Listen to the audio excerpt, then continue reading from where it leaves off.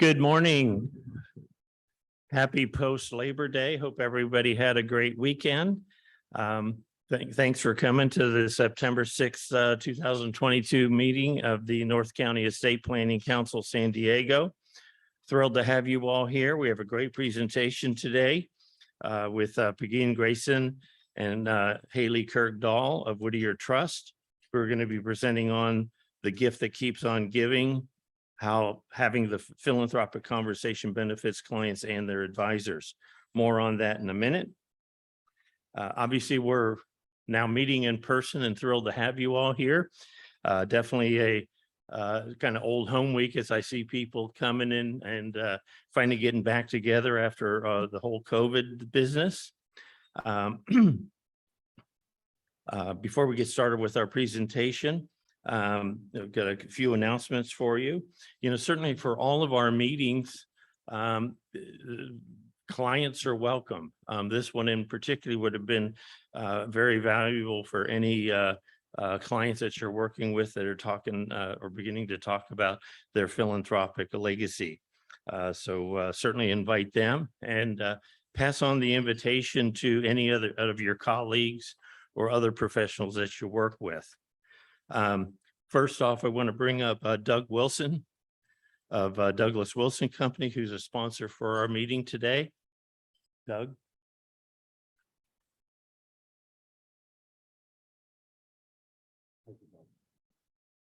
Good morning, Doug Wilson. Good to see everybody. Glad to be here. If I was thinking, I first obviously want to thank Bill, who's, I think provided wonderful leadership to all of us, combined with the board over these last few years when we've had these challenges. And I think at the last meeting, we suddenly had this overwhelming response, and to see everybody here today is very gratifying. So I think all of us have to tip our hats to his leadership. I think it's important. So, I was also reflecting on driving up here this morning. I'm going to go through a few brief slides on who we are and what we do. And some of you may know that about really the genesis of how our firm, Douglas Wilson Companies, who is best known in many ways in San Diego as a developer, having built, Symphony Towers, Park Lofts, The Mark, about $1 billion of projects in downtown, every conceivable asset class over nearly a 40-year real estate career. But how I evolved this business model going back to the late 80s to have a diversified institutional fee-based structure that would work with institutions. And I have been a receiver, a trustee more than anyone in the country, about 1,000 projects all over the country, all the major banks, life companies, pension funds, on every conceivable asset class. What has that given us? A lot of gray hair, but experience. And it's also the integrity. When we started the notion of this business model, which we only founded 4.5 years ago, it was really based on the intersection of our unique knowledge in real estate, both as a principal and as an institutional player, and all the sophisticated people we dealt with, lawyers, bankers, and others, and families, and that with how we behaved, because the bar was very high on how we behaved from an integrity standpoint, because when you're a court-appointed receiver, you got to stay in the tracks. So our notion, the foundation of this business model, was really based upon our observation, which wasn't that unique. And this, by the way, shows you that while both based here, we do have offices in these other cities. At one time, we have 50 people sprinkled throughout. The last few years, obviously, that's been cut back, but that's still our outreach. But the real foundation, the premise of the firm was that there's a massive transfer of real estate that's going to be happening in these ensuing decades. It observed to us that there are a lot of people in the industry understanding liquid assets, stocks, bonds, and other things. Real estate represents its own unique idiosyncrasies. Typically, the patriarchs, strong-willed, that lead real estate families are often covetous. How they hand this down to other generations can be a challenge at best, as we all know. And so we saw an opportunity to come in as a third-party advisor working in concert with all the other professionals, the lawyers, the CPAs, the wealth managers, to address this issue. And so we literally 5 years ago sat around and said, what would be our strategy if we were to craft another platform within Douglas Wilson Companies compatible with all the other things that we do that can meet this space and the demand? So the notion was, as the foundation was, as I just discussed, but the idea was to come up with a plan that would be a 4-step strategy, which is really to work in and to come in initially, and you can do the next step, to come in initially and to work with all the other advisors to do an objective overview of what each of these real estate assets might be. And again, we're very sensitive about the fact that we're not a predatory developer. We're not coming in trying to grab something. This is a highly professional fee-based business.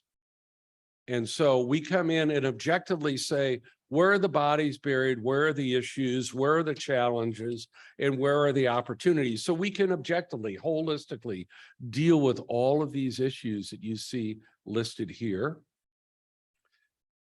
to review all the underlying leases, documents, zoning, understand marketing constraints that may exist today, and how that intersects with the market changes that might happen today. Briefly, we have a very brief story where we recently completed an assignment on a large project, a piece of property in Mission Valley, that this property surrounded by development had been really handicapped over these last 40 years with deed restrictions that would preclude its ability, and this is a 4th generation family, to move forward to optimize the value of that asset. So we have embedded over these years deep relationships within the city, within agencies. We understand that entitlements and all the nuance of permitting within California is really the key to the kingdom. So we worked with that family over only a 3-year period to make sure we're able to unlock that deed restriction, open up the opportunity so this piece of real estate could in fact be available for future options for them. Subsequently, the value went up 3-fold. Next slide.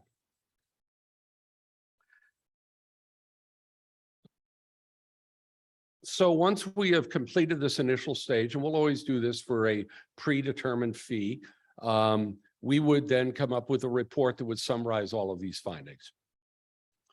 Phase 2 is the next step, and all of these are incremental phases. It's not like you buy the whole package. We're working with all of you to build confidence, because that's really what it's about, is being able to deal with these families and letting them know that we're real. We've been there. I'm not just a paid consultant, and it isn't just me. I've got a wonderfully talented team led by Michelle Vivas, who's currently the president of the company, who many of you have met in the past.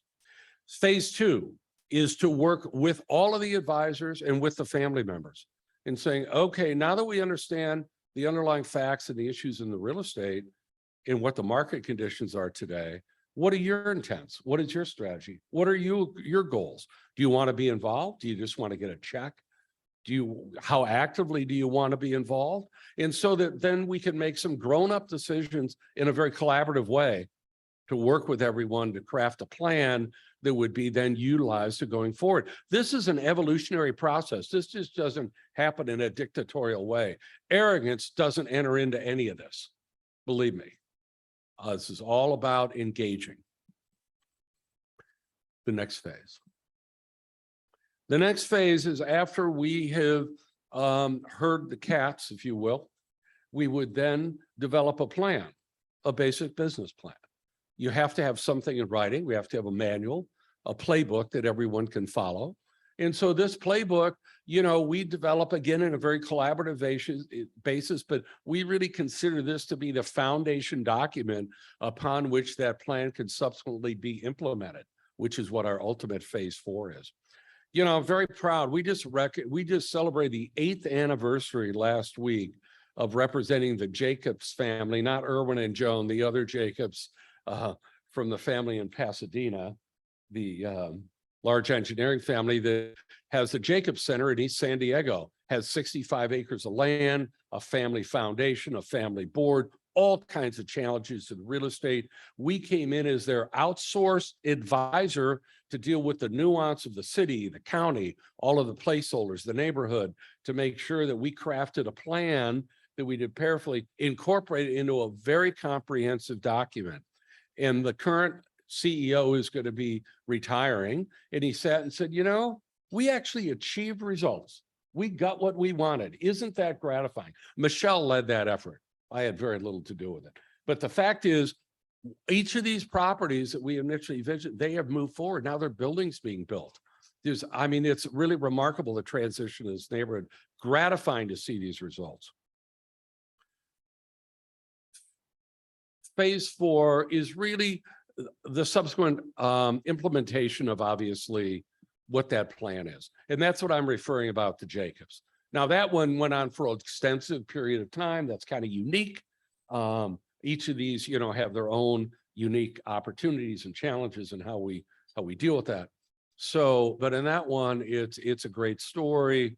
But, you know, we large and small, all the dynamics of this are quite similar. If we're involved in implementing this plan, we again have to make sure that we're doing this in a thoughtful way with all of the other consultants and professionals. So this story I thought about when we were putting this together last week, because this is 2 big buildings downtown you may recognize because they're rather ugly. That's just an architectural comment. However, through many years ago, we were doing this work 25 years ago for the Lawrence family, that when Larry Lawrence died with the Del Coronado, we were brought in by their trust and their family to deal with all of their major assets. We didn't call it legacy asset management, but that's what we were doing. This one as well, we were brought in nearly 15 years ago by their attorney and their CPA for a family that owned this property in the heart of what is now East San Diego, East Village. And it consists of what was called a super block, like 2 blocks together, unusual. They had a sheet metal manufacturing business and had a facility on this block, but they didn't want to be here. They were getting moved out because of the transition downtown. And so we worked with them and were able to package this complicated piece of land and to oversee the execution of the sale of that property, so that they were able to take those proceeds, build a new facility out in East San Diego.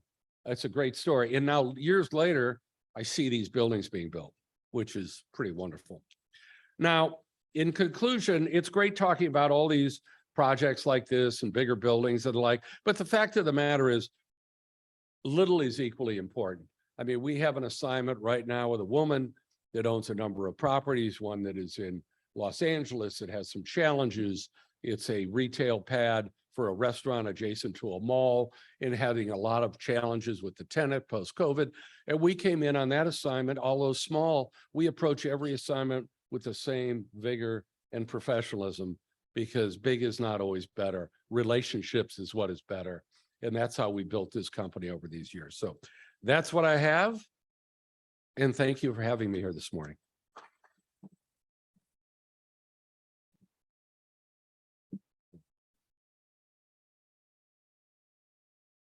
Doug, thank you so very much. We really appreciate your sponsorship.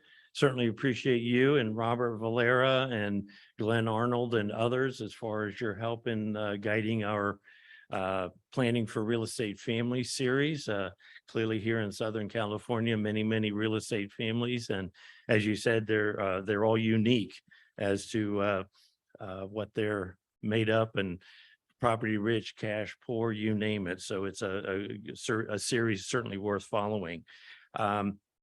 Definitely want to introduce you to Jay Robinson Duff with First American Trust. They provided a nice benefit to our members, and that is providing us access to the Cannon Financial Institute's estate planning series of webinars, certainly led by 2 of my favorite speakers anywhere. Clary Red and Turney Berry.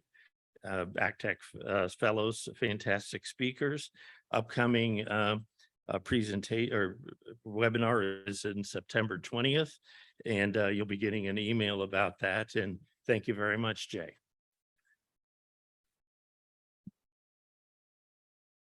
Just a heads up for our next meeting, which is October 4th, same place. Stacy Aldred of First Republic Bank, a national thought leader on family governance, preparing the family for the wealth, family business succession planning, and beyond, is going to be presenting, and it really shouldn't be missed. You all know how important I think the people side of planning is, and Stacy is one of the leaders in that arena. Upcoming meetings, besides the October 4th meeting, just fine tuning the November 1st and December 6th meetings, more to come on that. And I want to bring up real quickly Hope Carlson, who's a CFP, CAP, lead advisor and principal at Dowling and Yankee Wealth Managers. I think with that, I'm going to let her add a little bit more, and she's going to talk about the Advisors in Philanthropy chapter. Thanks so much, Bill. It's a pleasure to see all of you here today. I'm delighted that Bill is giving me a few moments to tell you about Advisors in Philanthropy. We have a couple other folks on our leadership team for the San Diego chapter here today. Jason Rogers and Amy Walling is somewhere here. I am thrilled that we are launching a San Diego chapter. For those of you who don't yet know AIP, it's a national organization that brings together people who help clients who are philanthropic and donors to be more effective in their giving. So anyone who works together with a client who's philanthropic or with a donor, from estate planning attorneys, CPAs, bankers, financial advisors, philanthropic advisors, nonprofit gift planners, commercial real estate people, anybody, you can probably add a wonderful list of additional professions to that circle of people, because as we all know, it takes a team to come around a client to help them with their giving. I see the benefits of AIP as being threefold. First is learning. There's formal learning in terms of monthly webinars, a national annual symposium, and there's informal learning as we all come together to share knowledge with each other. Second is related to that, connecting, where we can come together to network, because it's helpful to know when you have that client who's making a gift, whom do you call, who has that ancillary expertise that you need on that client's team. And third is giving back. This happens at the macro level through the mission of AIP. As we make clients' giving more effective, that lifts our communities as a whole through philanthropy. It is also on the individual level as we share knowledge with each other and help each other to help our clients. And in the middle of that, if you're a member of AIP, you can submit your name to the National Speaker Database. You can also submit articles, which AIP will place for publication in certain instances. If you have more questions about Advisors in Philanthropy, my contact information's on the screen. As Bill mentioned, I work for Dowling and Yankee, so my email address is hope.carlson@dywealth.com. You can also find me after the meeting today, or come to our happy hour, which is next going to be on Thursday, the 29th of September at 4 o'clock at the Sky Deck at the Del Mar Highlands Town Center. Speaking of learning, I'm excited to learn more about Pegine and Haley and their talk today. So I'm going to turn it back over to Bill for his introduction. Thank you.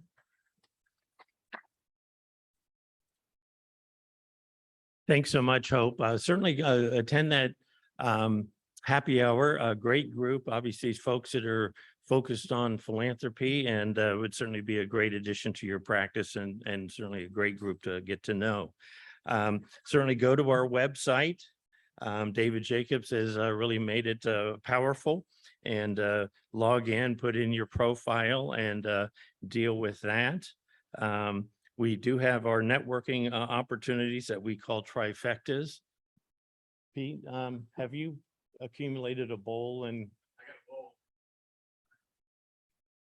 So, as some of you know, we do the trifecta, which is a good chance to get to know each other outside of this. You get together for breakfast, lunch, maybe happy hour, and maybe it's just a Zoom for about an hour. So I'm going to pass this bowl around. Please put your cards in here. Thank you, Bill.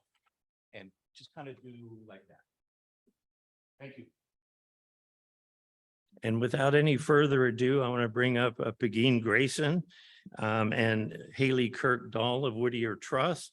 Pegine is Senior Vice President and Director of Whittier Trust Philanthropic Services Department. She's nationally noted in the world of philanthropy and advises clients on issues such as formalizing the philanthropic strategic grant making involving the next generation and charitable giving.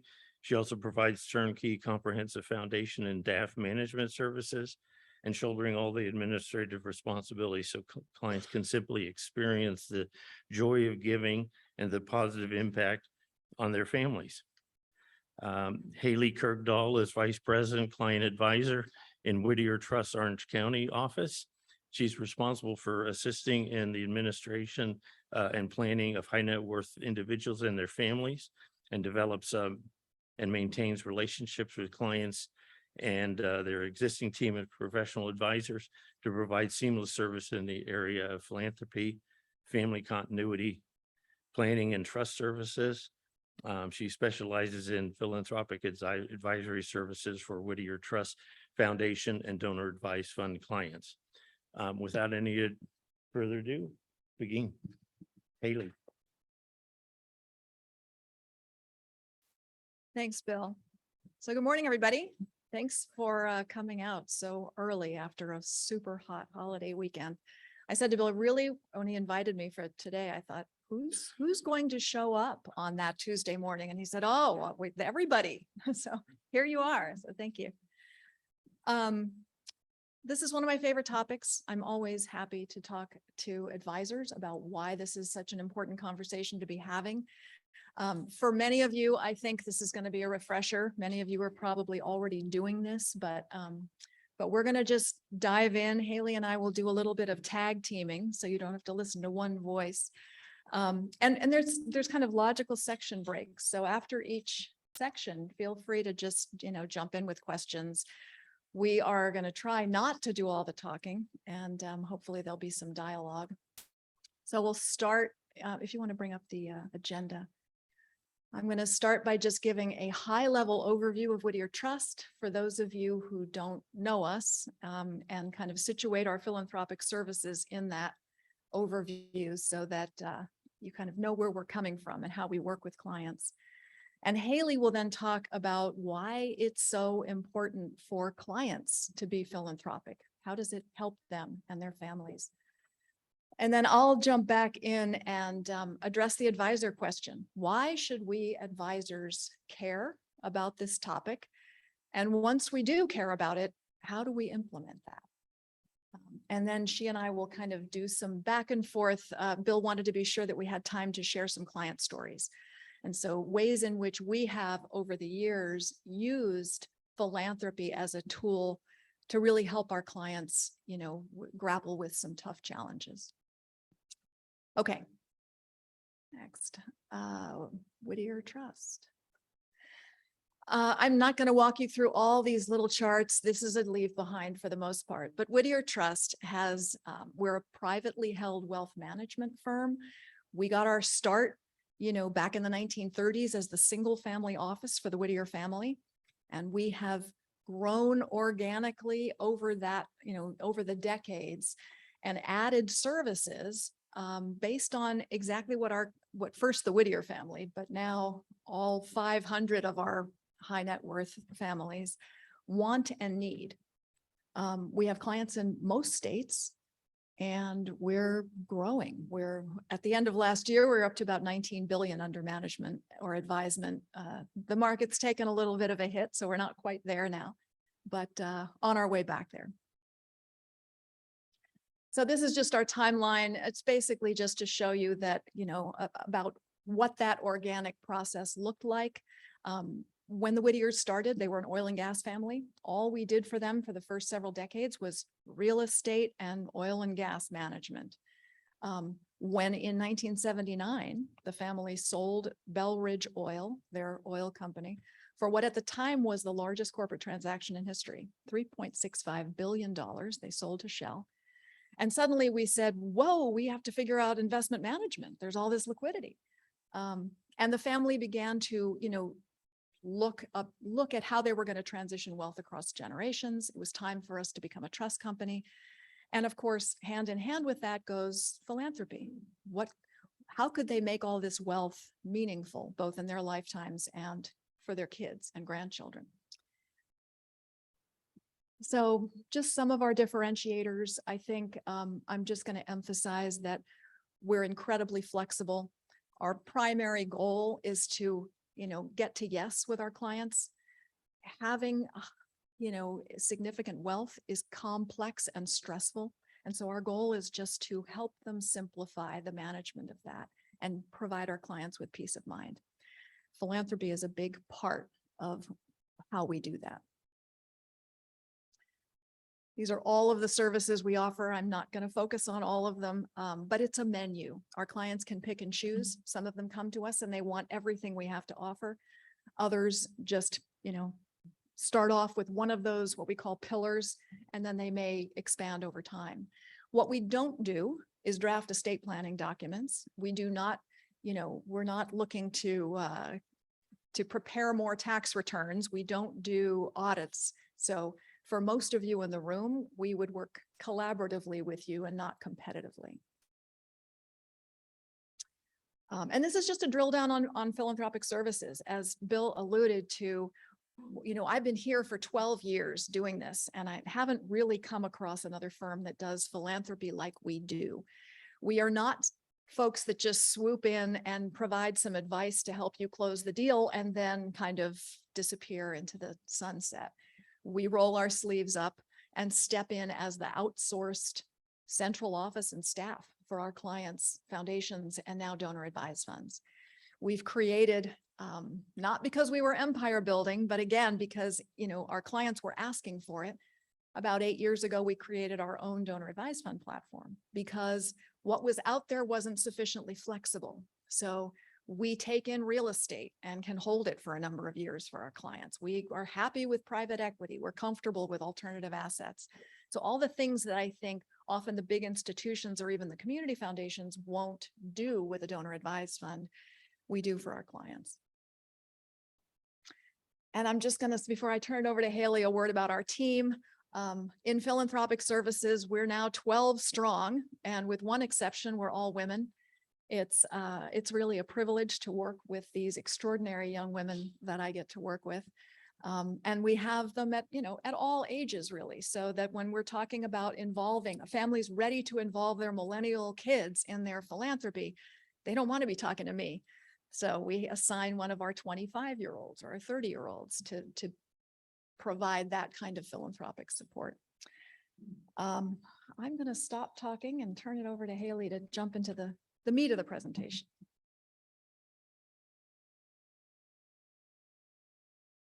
Thank you, Pegine.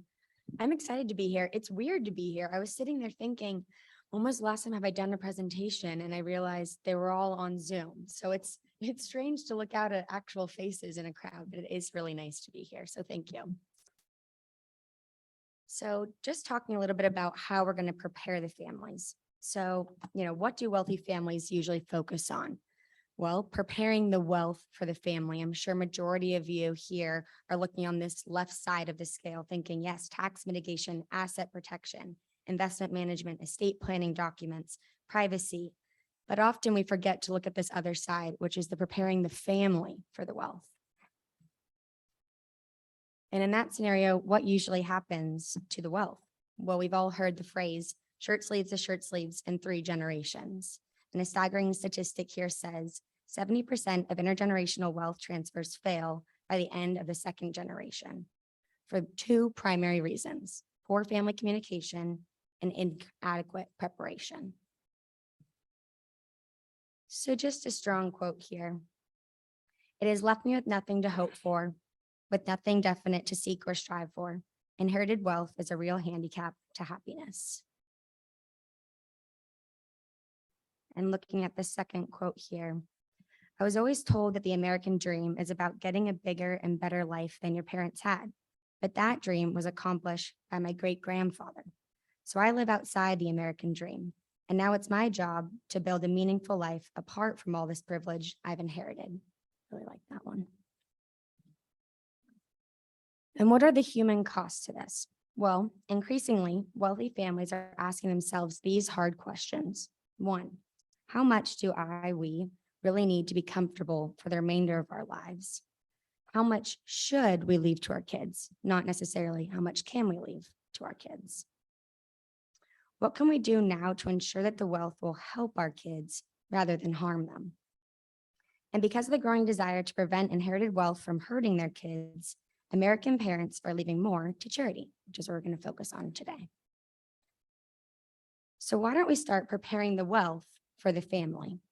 And for us, this looks like the following: family philanthropy, family vision and values, effective, respectful communication, family history and legacy, and different learning opportunities.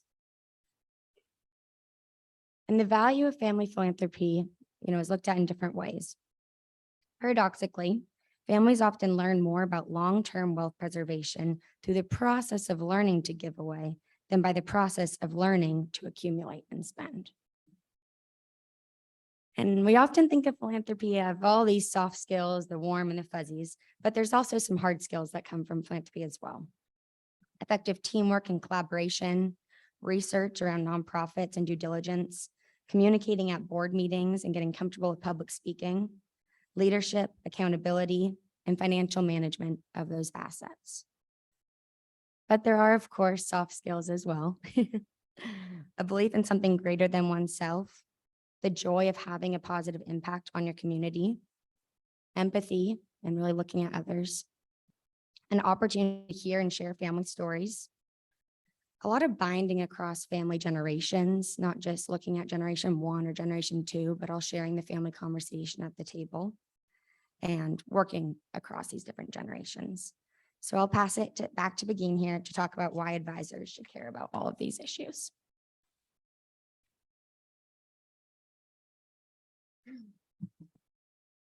So these are the obligatory couple of slides with data and charts, which we're definitely not going to walk through all of them. But the point is that notwithstanding what we've been through, right? We've been through a terrible pandemic and we're still not through it. And now we're in whatever. Are we in a recession? I don't know, but it certainly is a market downturn. But still, high net worth families are continuing to give away more and more. There's an increasing desire to be philanthropic. So I'm just going to leave it to that. And these charts just show that there's a remarkable percentage of high net worth. This is a study done by Bank of America, high net worth donors that either already have philanthropic vehicles or they're interested in learning more. And you can see that's especially true for Black donors, for Hispanic donors, and for LGBTQ donors. And at the bottom, what that says is that the more knowledge they have about philanthropy and about giving vehicles, the more satisfied they are that they're having an impact and the more money they tend to give away. But essentially, high net worth donors as a group really do care about philanthropy. But then we get into these disconnect statistics. They care about it, but it's not happening in the conversations with advisors. So 71%, this is from a US Trust study, 71% of high net worth folks say, I want to be having these conversations with my advisors. Advisors, though, tend to hold back. We tend to wait. We want to know all the facts first. We want to get a good sense of their financial picture and their tax situation. We're not bringing up these conversations. So when we do, though, because advisors eventually, many of them will get to that topic, but we do it in a technical way, right? We'll say, okay, well, now let's talk about philanthropy because this can really save you on your taxes. And yet high net worth donors, clients are saying that's not really the way that they want to be having these conversations, right? Significantly, you ask them across the board, more than half of these clients say they're just not satisfied. So we're not getting the job done for our clients in this way. So why should we be? Because clients want it. It's the next slide, if you would go there. Clients want to be having these conversations. As Haley mentioned, And I love this trend. I see this over the last 12 years that I've been with Whittier, where they used to be that clients used to come in and say, okay, help me, transition this wealth intergenerationally. How can I get the most to my kids with paying the least taxes? They're not doing that so much anymore. They're coming to us and saying, okay, yeah, we need help managing our wealth. We know you're good at that. Help us do it. But more importantly, please, God, save our kids from this wealth. And they're right to be having those concerns. They're often like deer in the headlights, especially new wealth generators. But at the same time, they don't know how to have these conversations with their kids. We were all raised that it's impolite to talk about money, that, they've got this fear. First of all, I think we all underestimate what our kids are capable of understanding. And so I hear a lot, well, yeah, I know I do need to talk to them about that, but they're not ready yet. And then years go by and they're still kind of never ready, right? And then there's a fear that the kids are just going to blab it all over the schoolyard, right? No, people don't want information about their wealth to come out like that. And yet they know they have to do it. So clients need our help. They need a professional advisor in there. And, the ones that do get to go in really deeply with their clients. I mean, don't we all really want to be that trusted advisor where, our clients wouldn't think of making a significant decision without picking up the phone and calling us first? It's what I call the difference between a transactional relationship and a relational relationship, right? We can all do that service for the client. They engage us to do their tax return, or they engage us to provide some particular advice on selling their business, or do my estate plan. Thanks, I'll sign, and then I never see you again. But we don't really want that, right? We want to go in deep and be that trusted advisor over generations. And I would argue that this kind of conversation is a good way to achieve it. So why else should we care? Next slide. Because it's good for us, right? It's good for us to understand what's motivating our clients, what drives them, what are their passions and values. It helps us be better solutions providers. It gets us in with their kids, right? We don't want their kids to take their inherited wealth and then go find another advisor. We'd like it to be us across the generations. And if we start now, we can ensure that that happens. The truth of the matter is, when you start engaging your clients like this, the chances of them referring you business go up dramatically, because clients they just expect that you're going to do a good job on their tax return, that you're going to manage their wealth, you're going to earn them money in the market, and you're going to draft an ironclad estate plan. That's really important.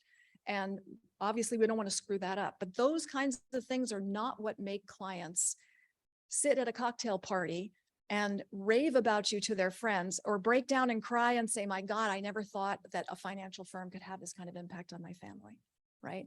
This kind of stuff is what makes clients want to stick with you.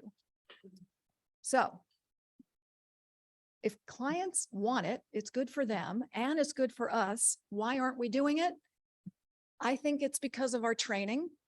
We're good at the technical side of the business. We know what we do and we do it well. I know when I was in law school, I was told, stay in your lane, right? You're doing this kind of law, and God forbid you move over here, right? But the truth is, in this space, you don't have to be an expert.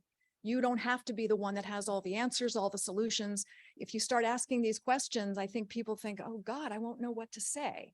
But you don't have to. You can be that kind of hero by just asking the questions for your clients and then listening to the answers. It just shows them that you care about them as human beings, as people. These are just some of the questions that I really have come to, I like to ask as I'm sitting down with clients. The way you do it is just to kind of, make eye contact, say to them, hey, you have achieved an extraordinary amount in your career. Look what you've accomplished. Is there anything as you think back on your life, is there anything that you wanted to achieve and you didn't? Or what's keeping you up at night? Or how are your kids doing? Do you have any concerns about them? And then you just listen, and depending on what they say, you can bring in professionals to kind of round out the team. If you feel like this is wading into territory that you don't have a lot of, expertise in. So just a couple of words on, selecting an outside provider in the philanthropy space. You have options. A lot of the, big institutional firms have philanthropic advisors that you can call on. They do tend to be higher level. They're not kind of roll up your sleeves and manage in an ongoing way, but that's an option. Community foundations, they of course know the local community and the nonprofit community very well. And so depending on what your clients are looking to achieve, that might be a good solution. There are individual philanthropic consultants that can just come in and kind of manage an aspect of, help the client get to a philanthropic mission or be more impactful in a particular space. I would put in a plug for what we do at Whittier, because we do go so long-term and deeply with our clients, and because it's one-stop shopping. So they can have their philanthropic assets managed with us. They can also get the philanthropic advisement, but we don't have to do that. And we play very well in the sandbox with other advisors. So I have a lot of clients actually on my desk where I'm just doing the philanthropic administration, and US Bank has the assets, Goldman Sachs has the assets. We love that kind of business, and we're perfectly fine with that. And there was one other slide there that's just, somehow it's not there. How odd. In your handouts, there's one more slide, and it's just a, kind of a summary. This is, I don't have even the slide number, but it looks like this. And it's a summary of kind of what are the benefits for the client and the benefits for the advisors of bringing in an outside professional. I'm going to stop there. Are there any questions before we jump into client stories? Because that's really the fun part. Okay. Haley. Okay, now jumping into the meat of the presentation, if that wasn't thrilling enough. So plan giving overview, I think, has everybody here had experience with helping structure or be involved in a plan gift? A lot of people, I would imagine. Okay, great. So but these charts, they're nice if you're talking to a client just to show them. We're talking about plan giving. Oh, but I'm worried about my kids. I don't want to take away money from my kids. We're really not talking about doing that. We're really trying to reduce taxes. So why not give more to charity and give less of an estate tax? And that's what these two charts are demonstrating. Why is plan giving beneficial? Just 4 key pieces here. Gifts to charity can be much larger than just your annual giving gifts. Certain plan giving instruments allow for lifetime income to the donor and the donor's heirs, which we'll talk about later, charitable remainder trust and charitable lead trust. Plan gifts can lead to larger federal income tax and estate tax deductions. And they can really help with diversification a lot of times. And we'll give some examples of that. So today we're going to talk about 8 key ways. Pegine's going to start with gifts of stock and retirement plan beneficiary designations. Then I'm going to talk about donor advised funds and private foundations. Then Pegine's going to talk about retained life estate and premium finance life insurance. I will talk about charitable remainder trusts, and she will end on charitable lead trusts. So hopefully at least one of these will be interesting or new to you.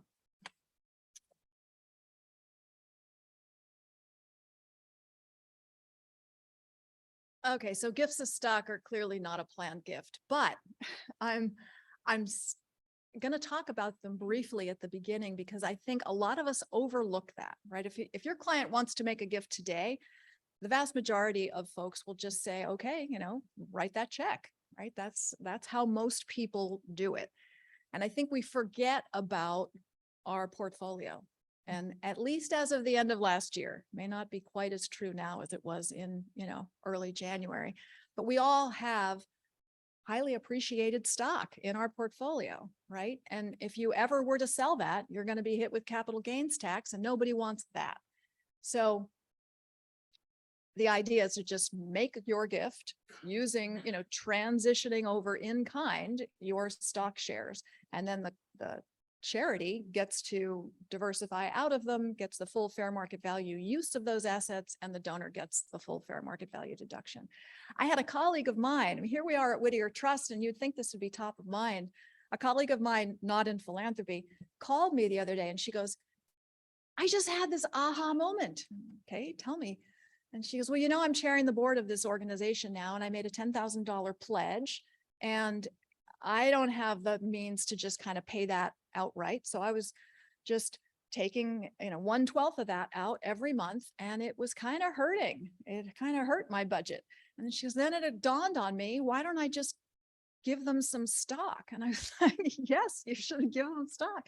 So she did. And she's like, and then I didn't even feel it. Right. So that's just something to keep in mind. And if you love, let's say your client says, well, I don't want to do that because I love this stock.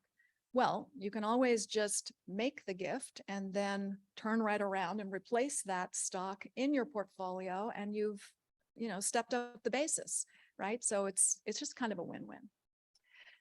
Okay. Sorry, you can go on to the next one.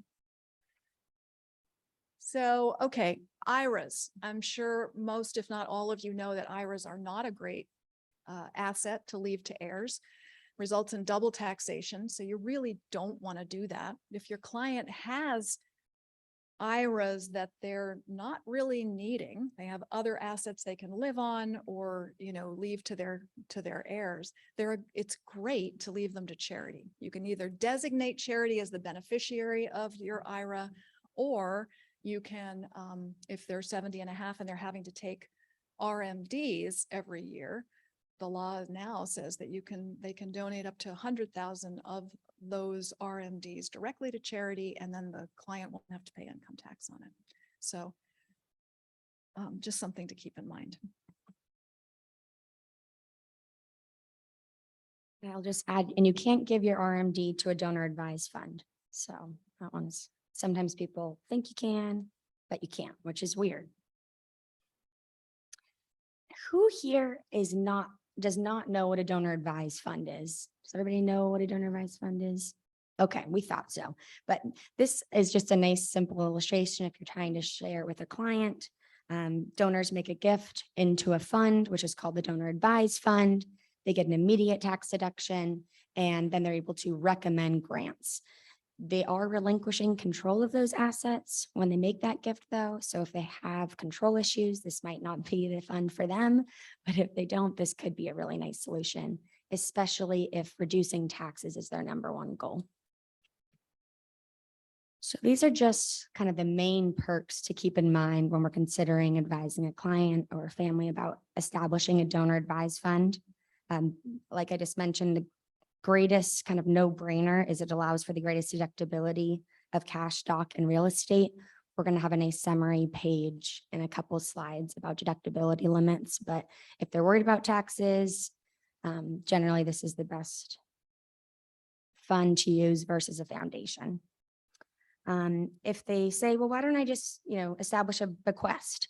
Well, what if the charity isn't around when they die? Or what if they're worried the charity is doing something weird when they die? Setting up a donor advised fund and kind of naming, instead of naming a successor advisor once they pass, instead naming that charity with some restrictions can be a nice workaround so that their fund advisors can keep an eye and say, yes, this is still where they want the money to go, or no, this isn't the organization they originally wanted to fund. Simplifying the gift that ultimately goes to charity. So some smaller organizations don't necessarily accept stock. They might not have a really great gift acceptance policy. If you can put the appreciated asset into a donor advised fund and then sell it within there, and then just give cash to the organization, that can really simplify the receipt for the beneficiary. A charitable swap. So if you have a person who, let's just say, loves Apple, and their parents gave them Apple a long time ago, it has a $1 cost basis, and they don't want to sell it, and they want to keep supporting Apple, a good technique could be contribute that stock into a donor advised fund, sell it over there, and then have the donor buy Apple and receive a higher than cost basis. So that's referred to as a charitable swap because you're not using cash to fund the organization. So you still have that $10,000 sitting that you're going to directly donate to the organization. With most, or with not all, but a lot of donor advised funds, you can name unlimited successor advisors. Community foundations don't always offer that, so definitely be sure to check when you're setting one up.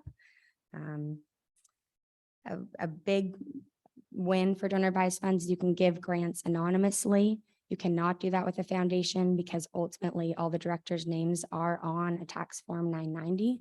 So if you want, maybe you have a left wing and you have a right wing family member and they don't want the foundation giving to X or Y organization, having a sidecar donor advised fund to allow those grants to go out anonymously can be a good tip.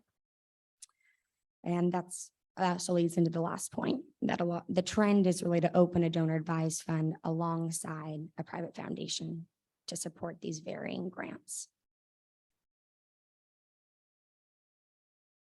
So a quick client story. This was actually Pegine's client, but they had a family foundation and they've had it for over 20 years. They've been humming along. They have fantastic board meetings. They have the next generation involved. No problems at the foundation. It's been a wonderful vehicle for them. But the patriarch had a large interest in a commercial compound. Maybe it was one of Doug's clients. We don't know. And the property manager recommended that they should sell it. The timing was right in the market. The basis was really low on the property, so they were going to have a huge capital gains hit if they were to sell. So the family thought, well, this is perfect. Why don't we just put it into the family foundation? And we explained that the deductibility rules for private foundations are not as favorable for real estate going into a foundation. So we recommended a donor advised fund. So real estate to a private foundation is only up to cost basis and 20% of your adjusted gross income. Whereas if you put real estate into a donor advised fund, it's 30% of adjusted gross income and the value of fair market value. So huge difference there. So the family established a donor advised fund to accept the property, and then it was sold, which yielded $42 million. And the family was then able to use all of that in their charitable giving. The other side benefit of that, which I talked about a second ago, was that they're allowed to start using their sidecar donor advised fund alongside their foundation. So it wasn't a replacement. This family in particular has each of the generations allowed to give away what we call discretionary grants. So everyone gets, let's just say $10,000 to give away every single year. Unfortunately, sometimes the millennials and the next generation have a hard time giving that away. They get paralyzed. Where should I give? Are my parents going to get mad at me? I don't know which organization to support. Of course, the foundation has to give away 5% of their assets every single year. So if they're really monitoring that and have a tight budget to give away from the foundation, and the kids or directors aren't giving away their director's allocation, it can get stressful at the end of the year. So we've been able to use this donor advised fund to put the discretionary grants into them if they can't make it by the end of the year, kind of relieving the stress of the year end needing to hit that payout. And this is probably one of my favorite charts that we have.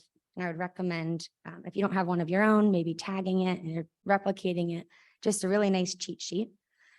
In the middle column, you'll see private foundations, and then on the right, you'll see donor advised funds.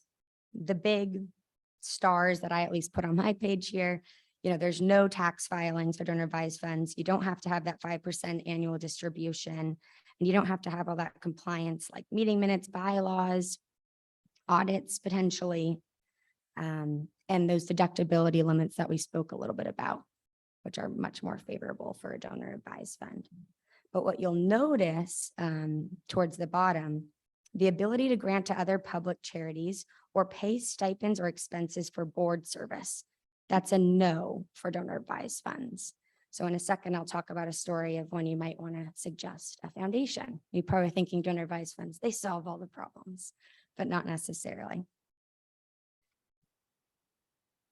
So just before I move on to this next story, were there any questions on donor advised funds? Yes.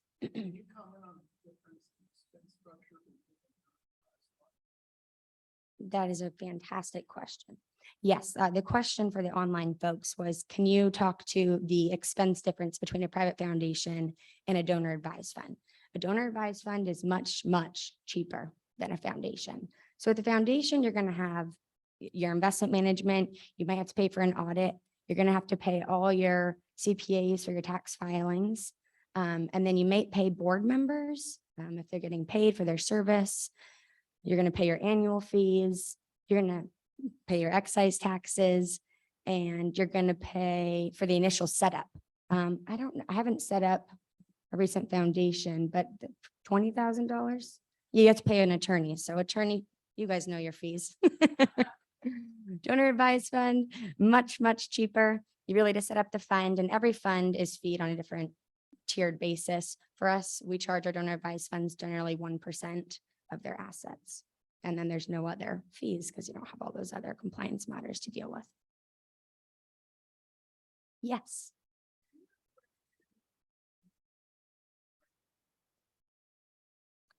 Yeah, so the question was, do you ever recommend a donor just give directly to an organization instead of establishing a donor advised fund?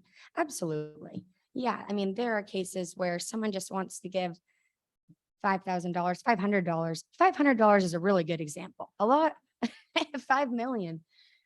Generally, no, we are not saying, yes, you have $5 million and you should give it directly. And a lot of that comes down back to the answer of control.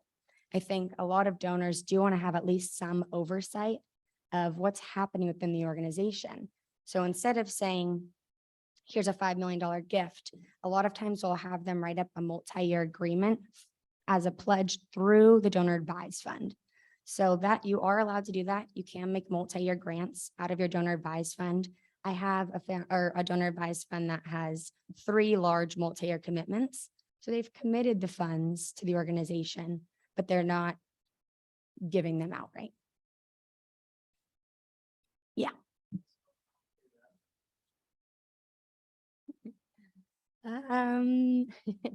I don't know. I mean, real estate is always a little bit complicated, I would say.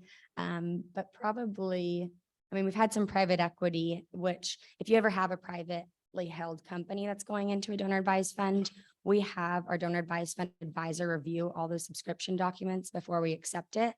That process, can take up to a week depending on how complicated it is. So I would say some of those deals have probably been the most interesting just because, I don't know, there's a lot in those agreements.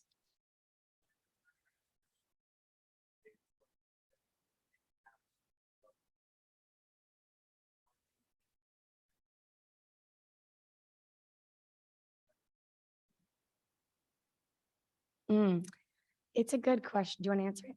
Yeah, Pegine just went through a real estate. So sorry. So I think the question was, when a donor wants to donate a piece of commercial real estate into a donor advised fund, does the donor get to maintain control over that asset? The answer is technically no, because the gift is made. It's made at the time that the contribution goes into the DAF, and then it is, at least on our DAF platform, it goes into what our sponsoring organization has, a real estate charitable fund. And so it goes there, and they have a board. The board technically is the one that's in control. But, our sponsoring organization is also very flexible and used to working with us. And so similar to when money goes into a fund and the donor names Whittier Trust as the investment advisor, they also know that we have a comprehensive real estate department. We manage real estate as an asset. And so we can certainly work with them, and they want to listen to the donor. The donor says, hey, the market's not right. We don't want to sell this asset. Can it sit inside the DAF for a while? The answer is usually yes. If it's throwing off enough cash to, cover the maintenance and also cover the gifting, then they're not going to want to get rid of it. But technical control, no. The other thing I just wanted to say in response to, I believe it was your question about the most complex asset we've taken in. I think probably the most complex asset to gift is S Corp shares. And while we haven't actually done any of those, we're ready to. There are creative ways that you can take in S Corp shares, but you just have to, kind of get creative. We just haven't done it. Yes. Sure. Yeah. Yeah. That's what happened with the example that Haley just gave. It was real estate held, the shares of this, the real estate was in an LLC. And so the shares were what was donated into the DAF.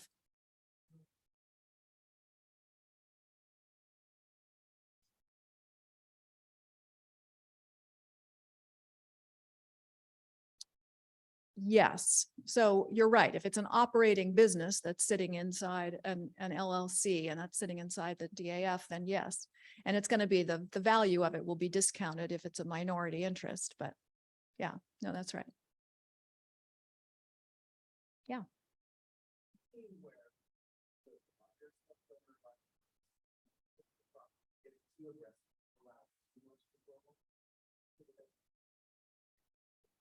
You mean the sponsoring organization? No, I haven't. I don't think that really happens. They are very buttoned up in terms of the legal department, and they know where those guardrails are. So they're very clear with us, and we in turn are very clear with our clients about what kind of control you do and don't have. Have you seen that?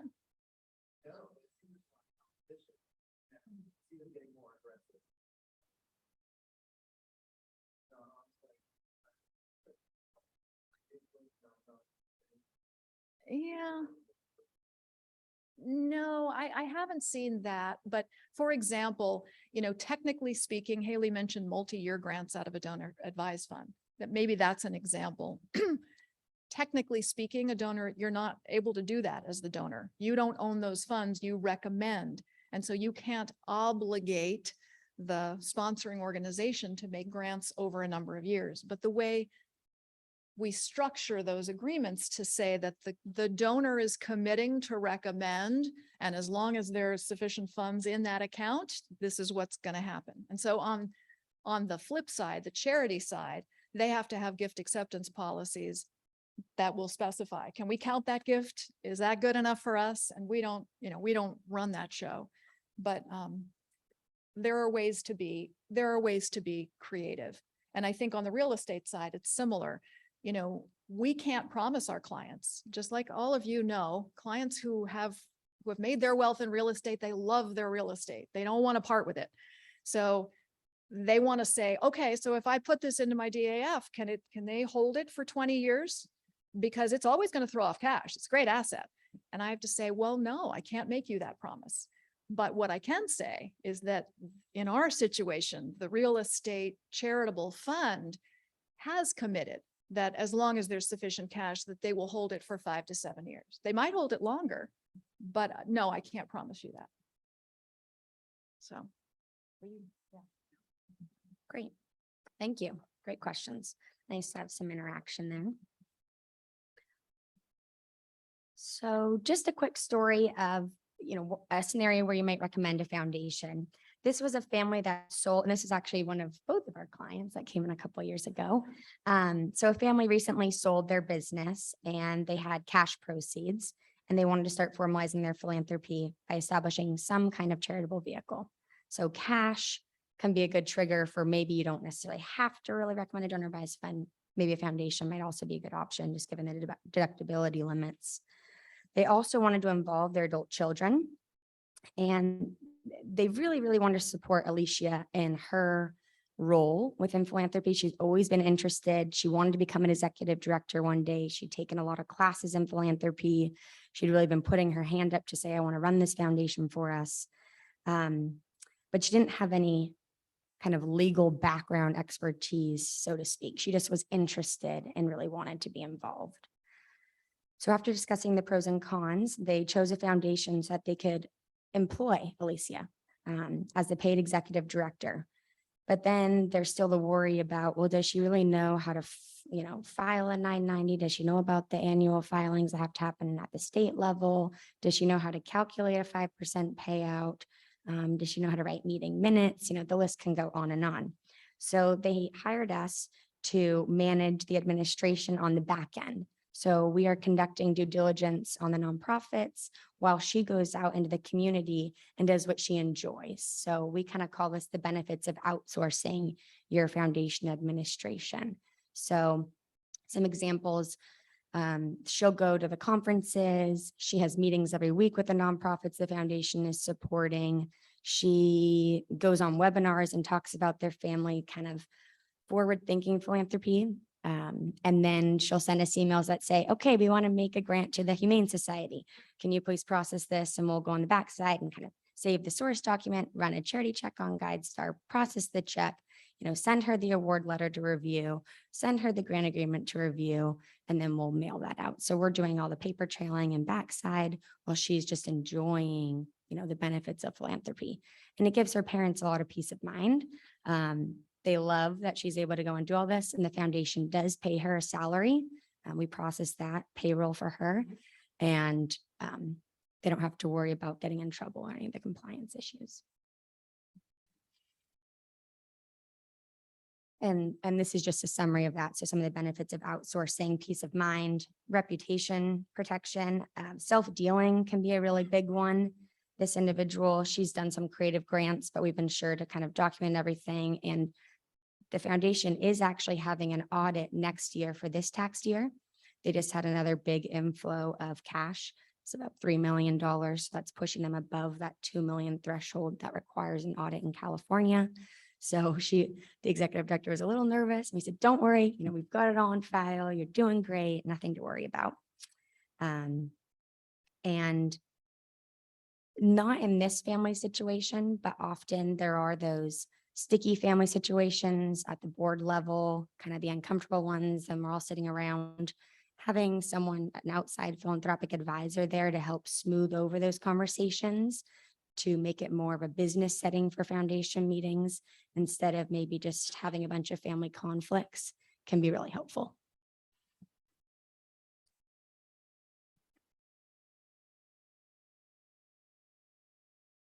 So I wish I could say that we've done a retained life estate. I keep raising it with clients that I think it would make be a good solution for, but nobody's really bitten yet. I think it's something that gets overlooked. If you've got clients who have, a personal residence and they're getting up there in years and, they want to make a gift to charity, they'd like to donate something to charity, but they don't really have the assets now, they can gift over their personal residence and then retain the right to live there until they die. It's a very elegant way to kind of capitalize on the asset that you have, which is often a client's biggest asset, right? And on the charity side, they have two choices. They can wait until the second to die, and they get this asset. They can decide at that point whether they want to use it or sell it. But they can also sell the interest right now. As soon as they find out that it's been done, there's a market for that. So they can sell the remainder interest on a retained life estate out on the market, and then they have cash that they can use for their programs. So something to remember. Yeah, question. So, oh, sorry, who maintains the property? Well, it's been gifted over to charity. So ideally, when that gift happens, there's some cash that goes along with it to maintain it, but also the parents or the donors are still living in it. So they have an obligation not to waste that asset, right? So they have to keep it up as they're living in it. But if an ideal gift, if you really want the charity to benefit from it, is to leave some cash for them as well. Otherwise, they're just going to sell it.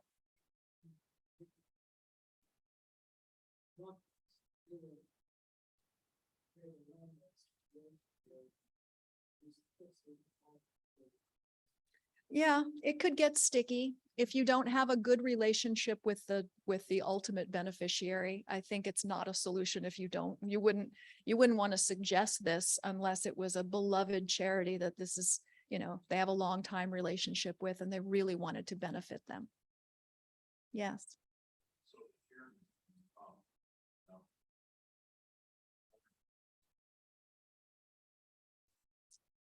That is a good question, and I don't know that I know the answer to it. The question was, who's responsible for paying the HOA or the maintenance on it? Does anyone know that? Because I really haven't done it. You do.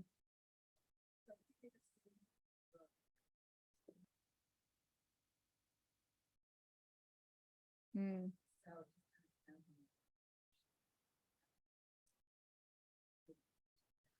Okay, because they want to benefit the charity, right? Yeah. Okay, so side agreement. Okay. I want to talk briefly about, yes, a financially structured gift. This is anyone familiar with premium finance life insurance other than Addie? Oh, a couple of you are. That's great.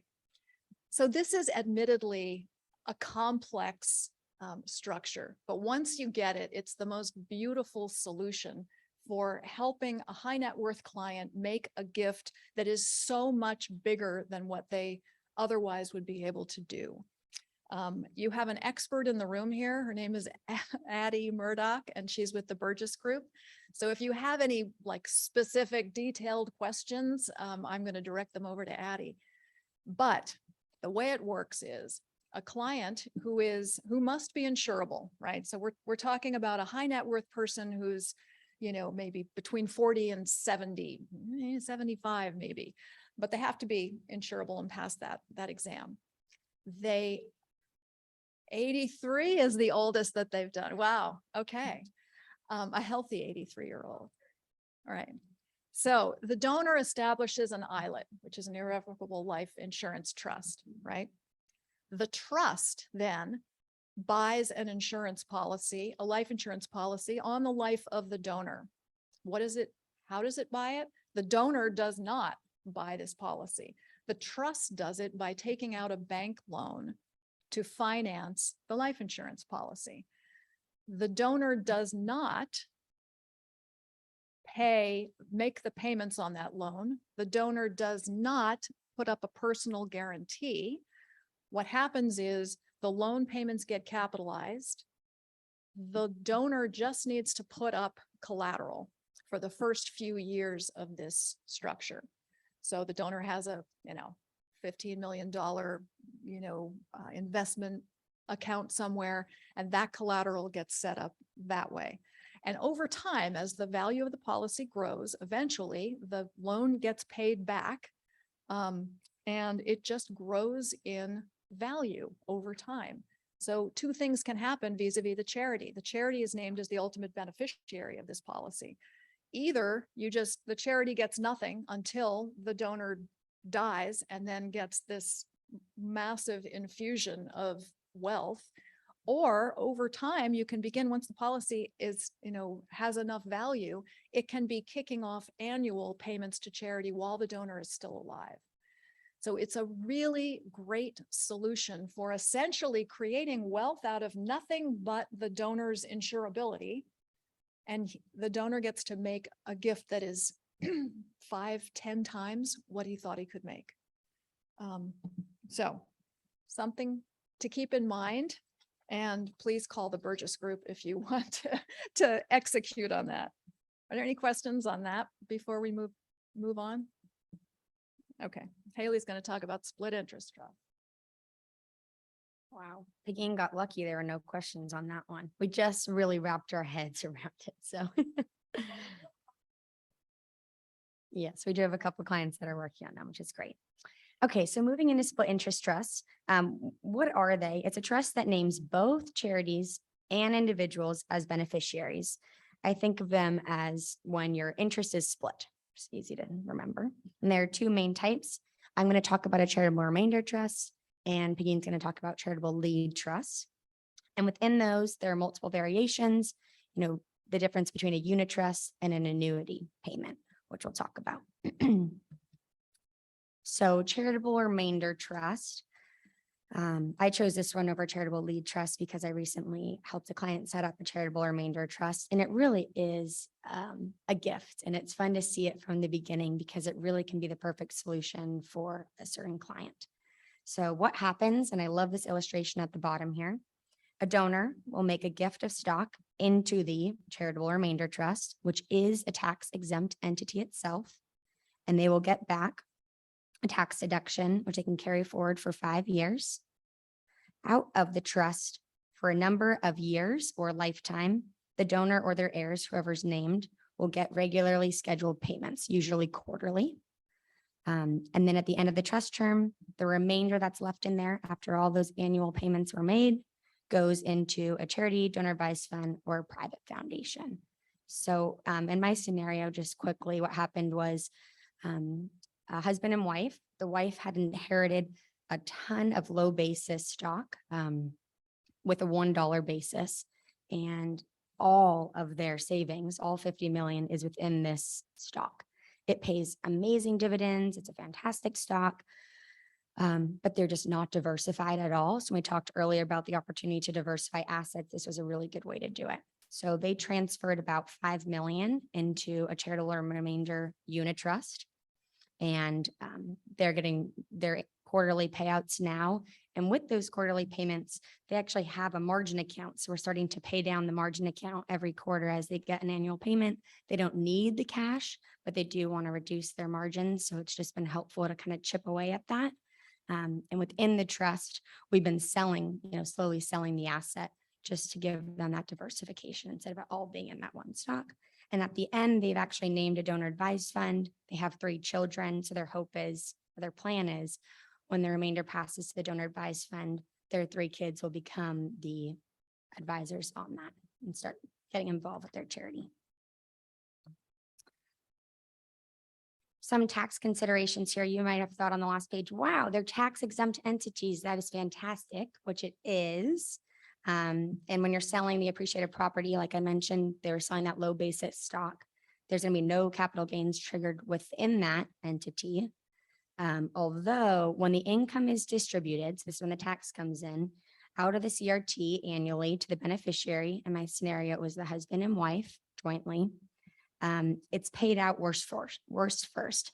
So first net income will be taxed, then the realized long-term capital gains, and then there's just no tax, of course, on tax exempt income or principal of the trust. So there are some taxes that happen, but I think that I think that makes sense to most people. You can't really give an asset, sell it, and then never pay a tax on it, but it is a lot more minimal than it could be. And just another example, it doesn't have to be just stock. It could be, a house, right? So you put your home into a charitable remainder unit trust at its appraisal value. The donors receive the income tax deduction of whatever the appraised value was of the gift. In this scenario, it's a unit trust, so they chose 5%. It is a complicated equation that you want to work out with your CPA and attorney, really, when you're calculating and setting up a charitable remainder trust. Should it be 5%, 6, 7? There's some math that's involved in that. And we do work really closely with CPAs on that and don't do it in-house. And then at the death, they've decided the remainder is going to go out to WWW Foundation and this one.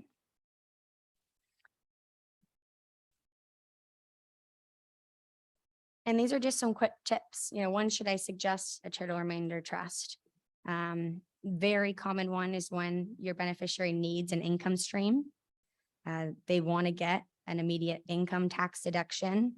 They need to defer capital gains. They will obviously pay it out as they get that annual payment, but mostly deferring it. Diversifying assets. So again, a really good scenario if you have a client that owns a lot of assets in one stock. They want to make a larger charitable gift. When you model this out, in general, you can see, okay, I'm going to put in 5 million. I'm going to get paid out 5% every year. And then at the end of the term, even more than 5 million is going to go to the charity, just given how it's going to perform in the market. And then leaving your assets to heirs, although you're not giving them outright cash at the end and it is going into a charitable entity, being able to allow your children to be involved in that once you pass can be a gift in itself, as I mentioned earlier. And with that, I'll hand it to Pegine to talk about charitable lead trusts. Our last example.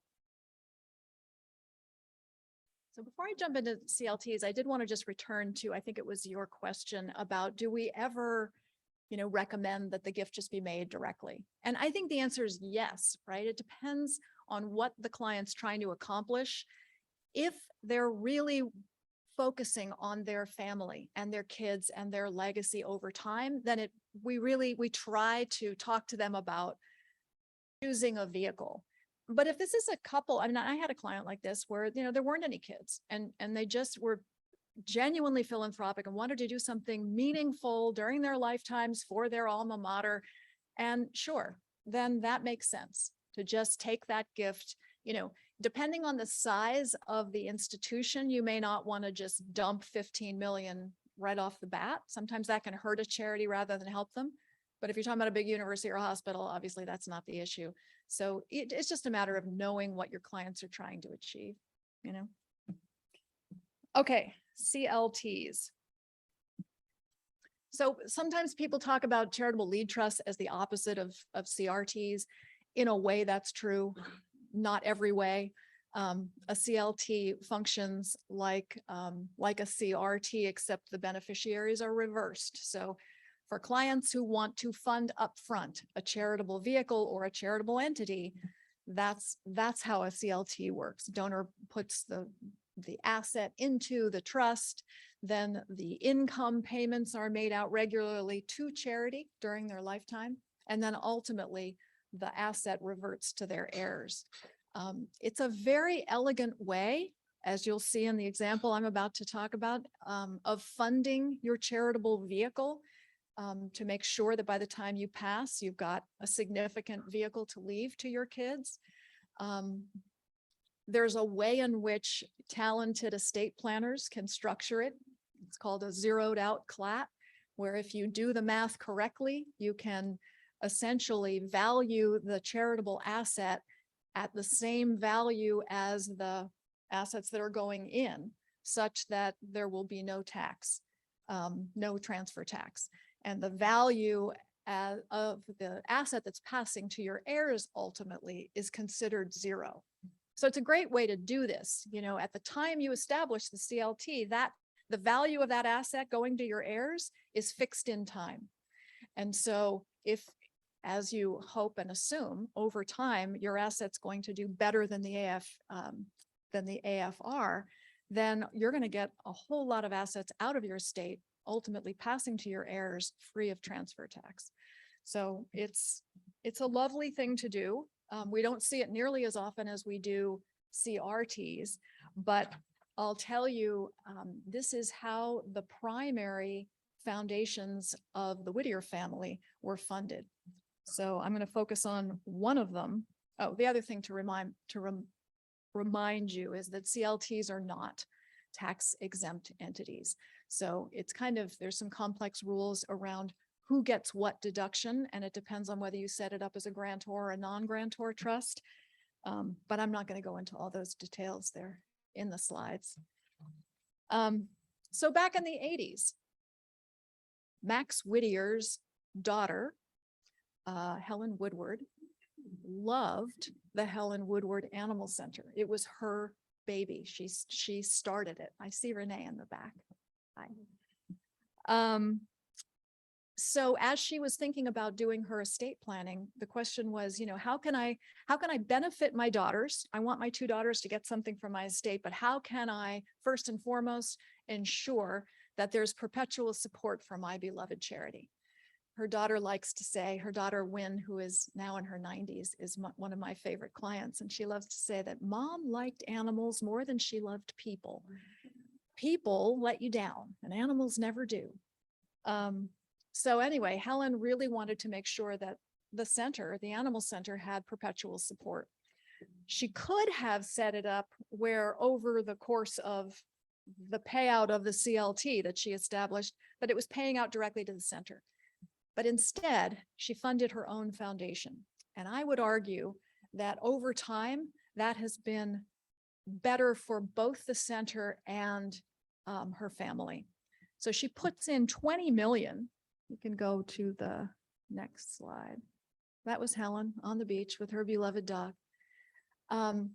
She puts in $20 million and into the CLT, and it pays out, annually over the course of her lifetime into her foundation, which was the WWW Foundation.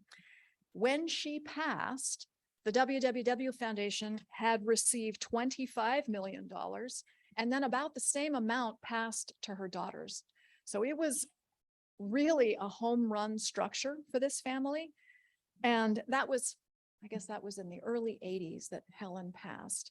Well, now you fast forward, when I came to Whittier in 2010, the WWW Foundation's assets stood at 43 million. And still, of course, giving 5% away every year. And a big chunk of that, it's about $500,000 a year, goes to the animal center. But flash forward, and you can skip ahead a slide or two. Next one. If you flash forward now to the end of 2021, that foundation stood at just under $100 million. And so not only has it grown in size, which means it can give out so much more charitably, but it's big enough to encompass the entire growing family, right? You had Helen and then her 2 daughters, and then the 6 people who are boomers at my generation, and then there's 15 millennials, and everybody's involved in various ways. We help them start a junior board to get those kids active in the charitable activities. But there was just this kind of structure allowed it to be funded and grow over time, so that not only is the center benefiting, but the family has this incredible gift that they can use. So this is just a summary slide again. We've already talked about it, so I won't go over it.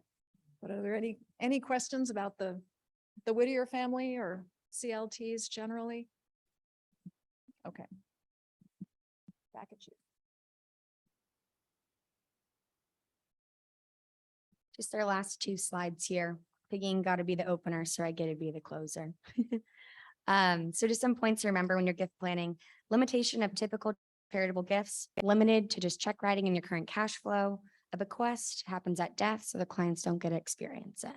So why should you kind of look at other creative planning opportunities, deploy other assets other than cash, make gifts larger than you could just make today with your cash, create an income stream for yourself, as we saw with the Charitable Remainder Trust, or establish a charitable vehicle that everyone will enjoy forever. And lastly, there are many ways that Whittier can be of service to you or can help you. We're also happy just to brainstorm with you if you have some clients that you're thinking maybe one of these entities, vehicles makes sense. We're happy to brainstorm with you. We give a lot of consultations. We do have our own donor advised fund platform. We work with Greater Horizons, which we didn't mention earlier, but they're amazing. We've worked with them forever. We can offer family foundation management and administration, trust, charitable remainder trust and lead trust administration, and fiduciary services, next generation engagement. That's a lot of my role, of course, just being a little bit younger. And we do have investment management in-house as well, and a whole investment team. So with that, I will close. And I don't know if Bill, do you have any other final words? Okay, I think that's it. Thank you all very much.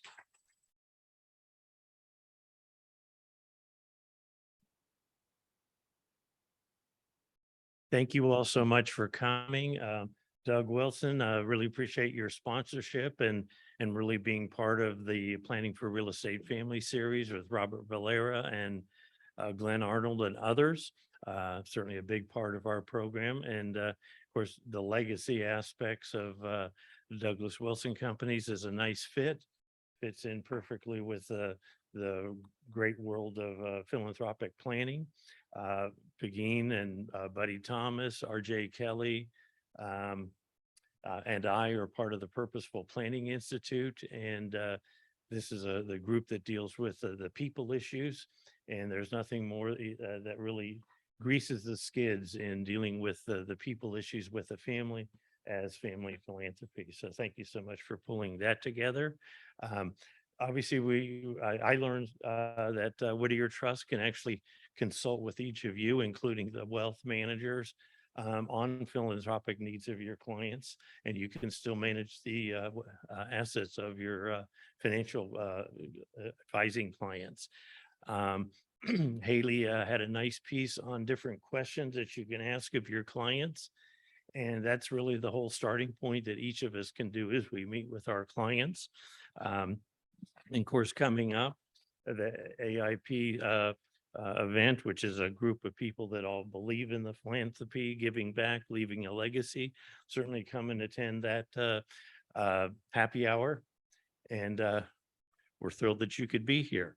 Our October 4th meeting with I have a long-winded piece that I'm not going to cover all of it with Stacy Aldred, but the presentation is Advancing Flourishing, a 10 by 10 learning roadmap on dealing with families as they educate the family in the context of preparing the family for the wealth. I saw this some months ago, and it's a fascinating piece. So the talk is going to be just excellent on how to deal with preparing the family for the wealth. So be sure to come to that. Bring your families that want to know more about how the people issues that sit behind their plans. And we'll see you then. Thanks so much.